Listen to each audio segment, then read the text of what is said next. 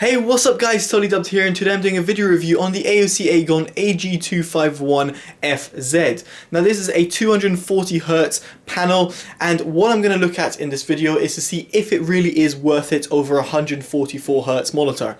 I play Counter-Strike on a daily basis at a competitive level, and therefore I feel that it would be quite nice to see how it compares. Now, before getting into the specs, build quality, panel quality, and the gaming performance, I want to talk about its price.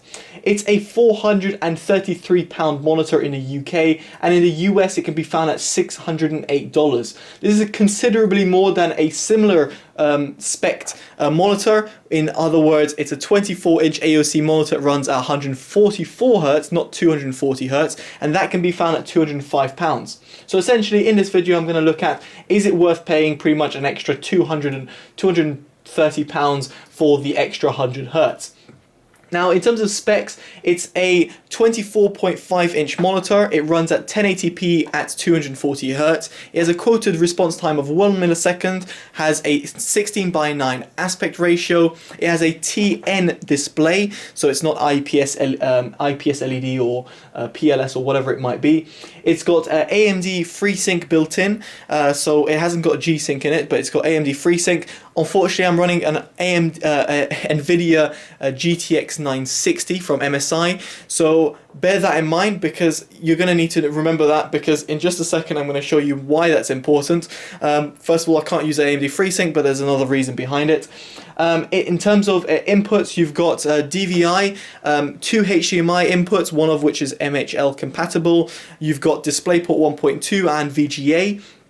In terms of extra ports, you've got an extra port for this little control pod, which is very cool, which comes included within the package. You've also got a 4 USB 3.0 ports, which is a USB hub, 2 of which is underneath, 2 of which are on the right hand side. You've also got 2 3.5mm jacks for input and output of audio. You've got a 3-watt speaker, which in all honesty is pretty useless, other than the fact of giving you basic Windows notifications or basic sound. And you've got a VESA 100x100 mount, which can be added at the back if you so wish. So those are all the specs that you're going to need to know. Now, before getting into the build quality, and this is why I said it's very important knowing that I've got a GTX 960, is because I noticed, and unfortunately noticed, frame skipping. Now, frame skipping is very important if you are someone who overclocks. Now, most people must be wondering, oh, well, I don't need to overclock. Well, that's the thing. This monitor comes factory overclocked at 240Hz. It is 240Hz native panel. However, as you can see from the image, there's a clear two boxes missing for frame skipping. I did several tests to make sure, tried different browsers, and I can confirm that you do get frame skipping at 240Hz. Now you might be wondering, oh, it must be something on your settings. Well, no, when I dropped it to 144Hz, I had no frame skipping at all, getting a clear line. You guys can do this test as well on any monitor, even if you overclock a monitor more than it should do. If you get frame skipping, that means this overclock isn't running properly. So 240Hz frame skipping, 144Hz no frame skipping. So it's a little bit disappointing to see this, because I would have expected that not to be the case. When I googled around, funnily enough, I came across the very much respected TFT Central, and I've noticed a very small line over here in their very long review, which says they had no problems for AMD. However, when they put it on NVIDIA, they said they noticed frame skipping that's occurring, and they're not sure what the reason why is. Either it's from NVIDIA or the fact it's from AMD. I can guarantee you it's not because of NVIDIA, because I have put monitors which have a very high refresh rate, 200Hz refresh rate on this GPU, and there's been no problem in terms of frame skipping.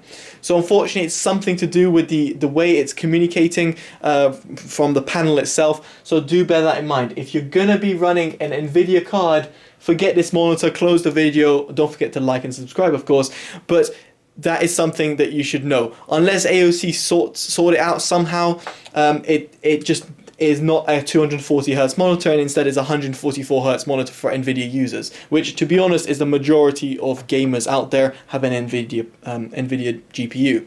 Anyway, with that aside, I still want to talk about the monitor. Now let's talk about the build quality for starters. As I said, it's got this little control pod which is very useful for accessing the OSD. It's very quick, very simple, and very easy, and it looks actually quite cool as well. The monitor itself has full height, tilt and pivot adjustment. It also can be rotated a full 180 degrees. Fantastic build quality by AOC. You've got a handle at the back of the monitor in case you want to somehow carry it at LAN events, and you've got a headphone stand, which is very useful if you are a gamer like myself. In terms of the buttons, I had no problems accessing the OSD through the buttons itself, but of course I much prefer the little control pod that's included.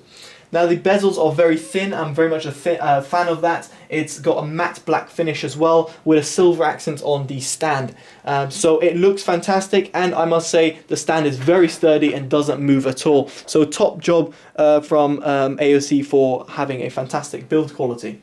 Now let's talk about its panel quality, and by that I mean how does it perform in terms of its picture quality.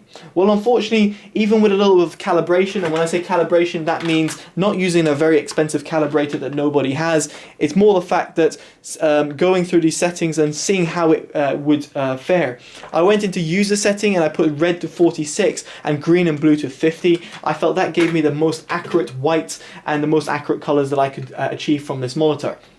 Unfortunately, even with that, I still felt the colours were very much washed out, and they weren't as accurate as I would have liked. Of course, that is comparing it to some IPS or PLS panels, but even versus other TN panels, I felt this AOC monitor had a more washed out look to it. In this image, for example, you should be getting, and unfortunately you're not, you should be getting almost like a sky that's popping out at you with the plane over here kind of feeling almost like a center of the attention. Over here, due to the way the white points are and due to the way that the colors are a little bit washed out, everything blends into one image, meaning you almost lose the plane which is in the middle over here, even though it's the center of the image itself. Going through other images to give you an idea, this one is a great image in terms of giving you the best like a low light performance in terms of its dark blacks. Here you should be getting pretty low and dark black levels over here, with it fading into a really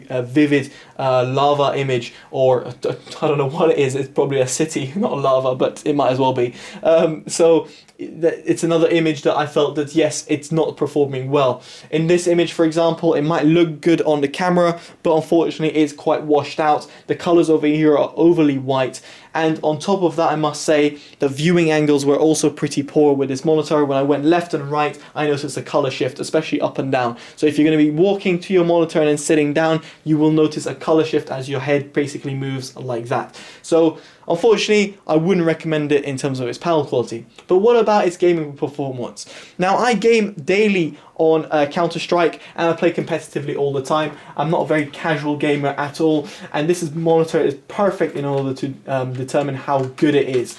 Now, I must say I had no sort of problems in terms of response time. Its input lag could be a little bit lower, but generally speaking, I was very much impressed with its response time of the monitor.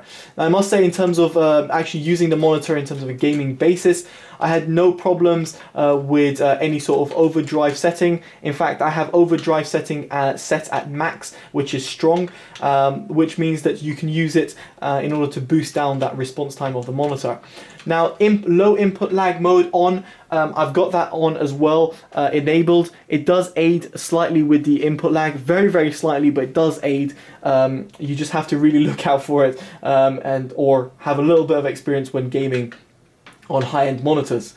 Other than that, the OSD was pretty much complete, and it really did aid in terms of adding to the gaming performance. In other words, using overdrive and using low input lag mode.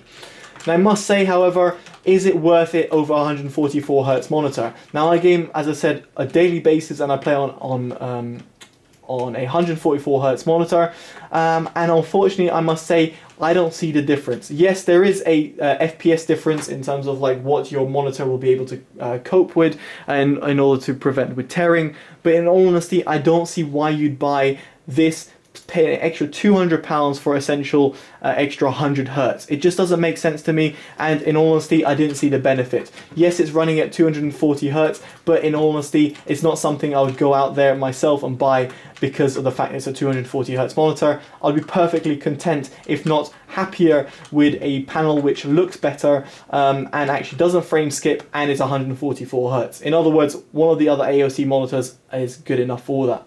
Anyway guys, that's pretty much it in terms of what I should say about the monitor. It's a good build quality, it's a very expensive panel, it is washed out unfortunately, but in terms of gaming performance I have no sort of complaints. But is it worth it over 144 Hz monitor? In my honest opinion and unbiased opinion, I would say no. It doesn't make any sense, you won't notice that benefit, and if you do, well, props to you, but you're going to be 200 quid, well, you're going to be 200 quid less in your pocket or less in your bank account. Anyway guys, I've been Totally Dubbed, take care and bye bye. And don't forget to like, comment, subscribe and all that shizzle. Alright guys, bye bye.